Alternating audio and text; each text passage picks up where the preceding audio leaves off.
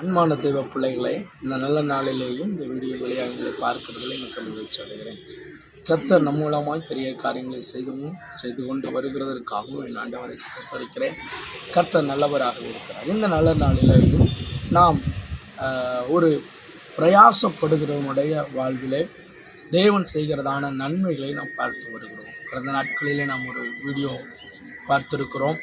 சீமோன் பேதுரு சொல்லுகிறார், அதற்கு சீமோன், ஐயரே, முழுதும் நாங்கள் பிரயாசப்பட்டும் ஒன்றும் அகப்படவில்லை, ஆகிலும் உம்முடைய வார்த்தையின்படி வலையை போடுகிறேன் என்றார். அவர் இரவு முழுவதும் பிரயாசப்பட்டும் பலன் இல்லை, ஆயிலும் நான் பிரயாசப்பட ஆயத்தமாக இருக்கிறேன், மீண்டும் அதே வேலையை செய்ய ஆயத்தமாக இருக்கிறேன் என்று அப்போஸ்தலனாகிய பேதுரு தன்னுடைய வாழ்விலே தன்னுடைய வாழ்வினாலே அறிக்கையிடுகிறதை நம்மால் பார்க்க முடிகிறது. அவர் மறுபடியும் தான் பிரயாசப்பட்ட அந்த பிரயாசத்தை பேதுரு செய்யும் பொழுது கர்த்தர் பேதுருவை 2 மடங்கு ஆசீர்வதித்தார் என்பதை நாம் கடந்த நாட்களிலே பார்த்தோம். இன்றைய நல்ல நாளிலேயும் நம் ஒரு வேத பகுதிக்கு நேராக நாம் சிந்தையை திருப்போம். எஸ்தர் புத்தகத்திலே அங்கு ஒரு பிரயாசத்தின் பலனை நம்மால் பார்க்க முடிகிறது. அங்கு எஸ்தரின் புத்தகம் 4ஆம் அதிகாரத்துக்கு நேராக நாம் திருப்பிக் கொள்வோம். 9வது வசனத்திலிருந்து நான் வாசிக்கிறேன். ஆத்தாகு வந்து மொர்தெகாயின் வார்த்தைகளை எஸ்தருக்கு அறிவித்தான். அப்பொழுது எஸ்தர் ஆத்தாகினிடத்தில் மொர்தெகாய்க்கு சொல்லி அனுப்பினது, நல்லா கவனிங்க, யாராவது அழைப்பிக்கப்படாமல் உள்முச்சத்தில் ராஜாவிடத்தில் பிரவேசித்தால் புருஷனானாலும் ஸ்திரியானாலும் சரி, அவர்கள் பிழைக்கும்படி அவர்களுக்கு ராஜா பொற்செங்கோலை நீட்டினால் ஒழிய மற்றபடி சாக வேண்டும் என்கிற ஒரு தவறான சட்டம் உண்டு. இது ராஜாவின் சகல ஊழியக்காரருக்கும் ராஜாவினுடைய நாடுகளில் உள்ள சகல ஜனங்களுக்கும் தெரியும். நான் இந்த 30 நாளளவும் ராஜாவினிடத்தில் வரவழைக்கப்படவில்லை என்று சொன்னார். என்னை கேட்கிற தேவ ஜனமே, இங்கு மொர்தெகாய் ஒரு சூழ்நிலையை எஸ்தருக்கு அறிவிக்கிறார். ஐயா, இங்கு ஜனங்கள் அழைக்கப்பட கொண்டிருக்கிறார்கள், ராஜா முத்திரை போடப்பட்டாயிற்று. ஒரு இக்கட்டான சூழ்நிலையை மொர்தெகாய் எஸ்தருக்கு அறிவிக்கிறார். பாருங்களேன், எஸ்தர் மனநிலையில அது புரியவில்லை. அவள் சொல்லுகிறார், ராஜா என்னை அழைக்காமல் நான் எப்படி ஒரு சமூகத்திற்கு போக முடியும்? ராஜா என்னை கூப்பிடாமல் நான் எப்படி அதை செய்ய முடியும்? அப்படி நான் செய்வேனானால் நான் சாக வேண்டிய சூழ்நிலை உண்டாயிருக்கும். பிரயாசப்பட யோசிக்கிறார். ராஜ சமூகத்தில் போய் அது பலனோடு கூட பாருங்களேன், இங்கே என்ன நடந்திருக்கிறது? ஒரு பயம் உண்டாயிருந்தது எஸ்தருக்கு. ஆனால் மொர்தெகாய் விடவில்லை. மறுபடியும் அவர் என்ன சொல்லுகிறார் பாருங்களேன். இந்த காலத்தில் மௌனமாக இருந்தார். 14வது வசனம், யூதருக்கு சகாயம் வேறொரு இடத்திலிருந்து வரும், ஆனால் உன் நிமித்தமாய் இந்த காரியத்தை நடப்பிக்க ஆண்டவர் உன்னை அரண்மனைக்கு அனுப்பியிருக்கலாம் அல்லவா என்று மொர்தெகாய் எஸ்தரிடத்தில் சொல்லும் பொழுது எஸ்தர் யோசிக்க ஆரம்பிக்கிறார். பாருங்களேன், இன்னைக்கு கர்த்தர் நம்முடைய வாழ்க்கையில் சில காரியங்களை அனுமதிக்கும் பொழுது அது எதற்காக என்பதை நாம் சிந்திக்க வேண்டும். எஸ்தருக்கு ராஜமேன்மையை கர்த்தர் கொடுத்திருக்கிறார்.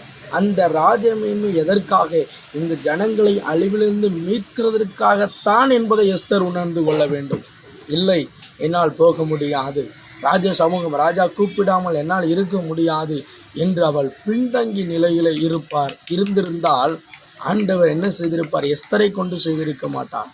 என்ன கேட்குற தேவ ஜனமே, மொர்தெகாய் இப்படி சொன்ன உடனே எஸ்தர் என்ன சொல்கிறா பாருங்களேன், நான் செத்தாலும் பரவாயில்லை, நான் ராஜ சமூகத்தில் போக ஆயத்தமாக இருக்கிறேன்.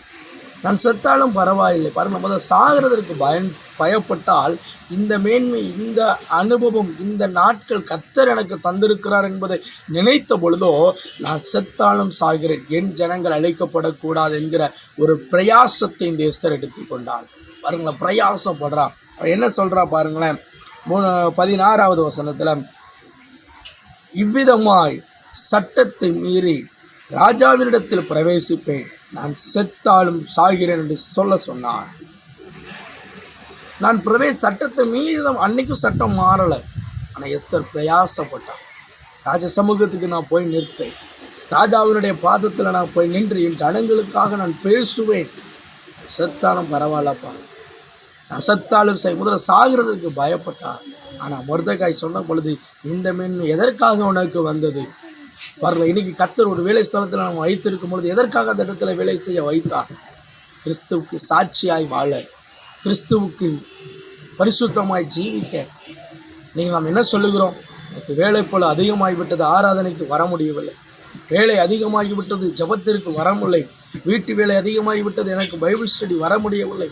வீட்டு வேலை அதிகமாகிவிட்டது என்று சபையில் கூடுகின்ற ஜப நேரங்களுக்கு நம்மால் போய் கலந்து கொள்ள முடியவில்லை. காரணம், வேலை போல அதிகமாக இருக்கும்.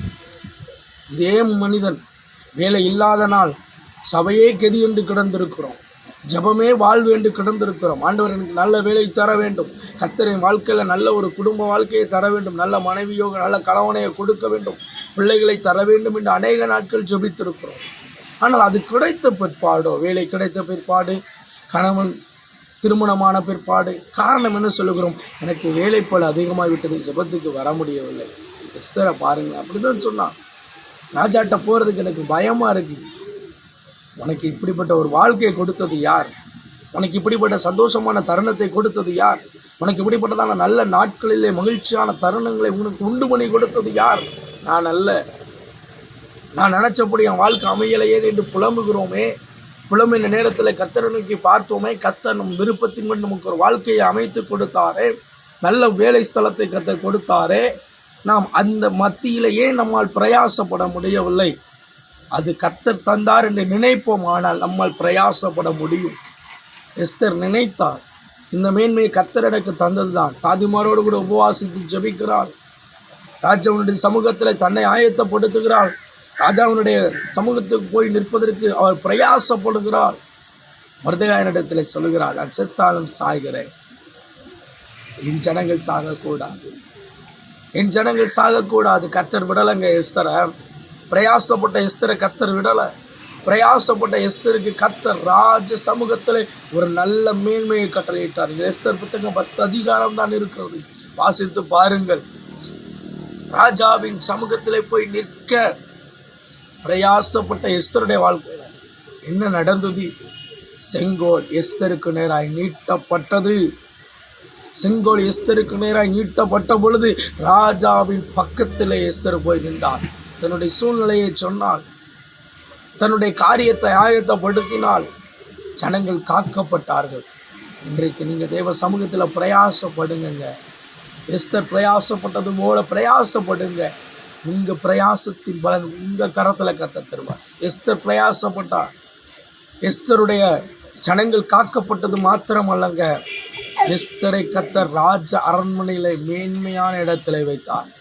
பாருங்களா, ஆமாம் நினைக்கிறான், எப்படியாயிலும் ஒழித்து விட வேண்டும் என்று சொல்லி தனக்கு விரோதமாக எழும்பினவர்களுக்கு கர்த்தர் வழக்காடுகிற தேவனாக இருக்கிறார். காரணம் என்ன?